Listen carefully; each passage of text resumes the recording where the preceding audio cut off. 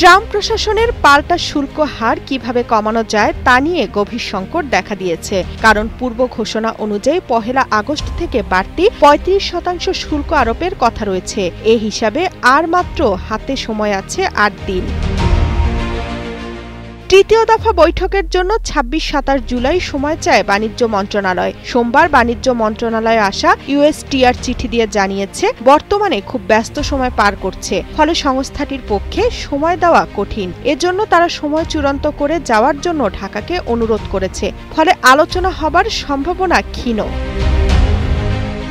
এদিকে যুক্তরাষ্ট্রে চূড়ান্ত অবস্থানপত্র পাঠিয়েছে বাংলাদেশ। আইন মন্ত্রণালয় ও প্রধান উপদেষ্টার কার্যালয়ের মতামতের ভিত্তিতে ২২ জুলাই এ অবস্থানপত্র পাঠানো হয়।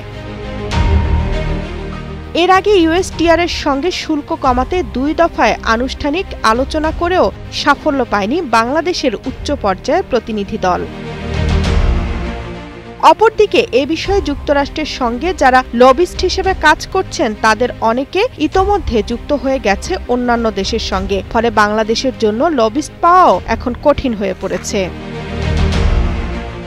শুল্কের হার কমানোর বিষয়ে যুক্তরাষ্ট্রের সহানুভূতি পেতে বাংলাদেশ মার্কিন পণ্য আমদানি বৃদ্ধি ও শুল্ক প্রায় ১০০% প্রত্যাহারের পক্ষেও সিদ্ধান্ত নেয়। যুক্তরাষ্ট্র থেকে বছরে ৭ লাখ টন গম আমদানির জন্য রোববার সমঝোতা স্মারক স্বাক্ষর করা হয়েছে। এছাড়া বোয়িংয়ের উড়োজাহাজ, এলএনজি, সামরিক সরঞ্জাম, সয়াবিন, তেলবীজ, ডাল, চিনি ও বার্লি আমদানির পরিকল্পনা করছে বাংলাদেশ। পোশাক শিল্প মালিকদের সংগঠন বিজিএমইআই এর সভাপতি মাহমুদ হাসান খান বলেন, আমরা লবিস্ট নিয়োগ করতে চাই, প্রক্রিয়া শেষ হতে ৭ দিন লাগতে পারে।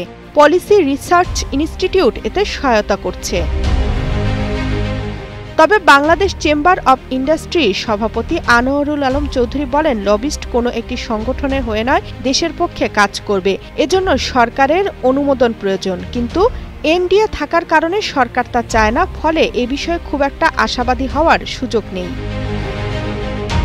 তামান্না তাহসিন খান, কালের কণ্ঠ।